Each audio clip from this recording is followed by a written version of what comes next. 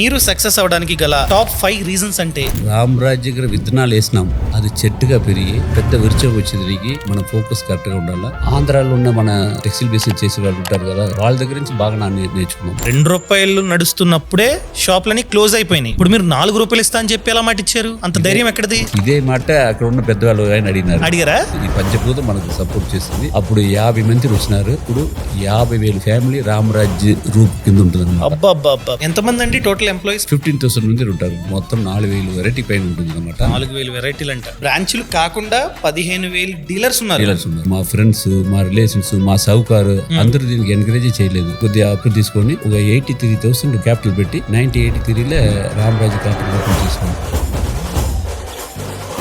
ఎంత చదువుకున్నారండి? Pass sir fail? First class లో ఫెయిల్. ఫస్ట్ క్లాస్ లో ఫెయిల్. ఇన్స్టిట్యూట్ లో పోయి డబ్బు కట్టేదానికి 15 రూపీస్ లేదు. పక్కన ఉన్న టౌన్ తిరుపూర్ పోయి రావాలంటే నాకు 17 డేస్ నేను పోలేదు.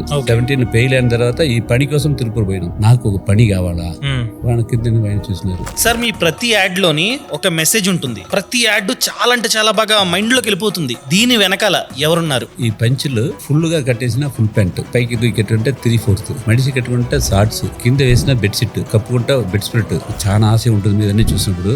మాకు భయం ఏమిటంటే కట్టిన జారిపోతుంది. వాళ్ళు పెళ్లి తాడు కట్టేది కంటే పంచులు కట్టేది వాళ్ళకి ప్రాబ్లం పడుతుంది.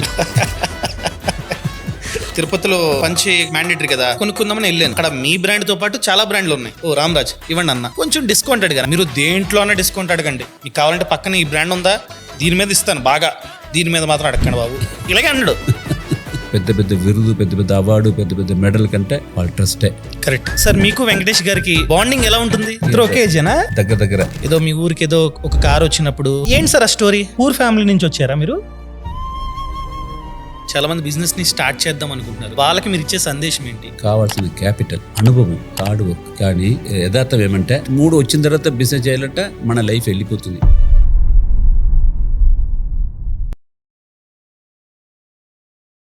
Boss wala. Be the boss.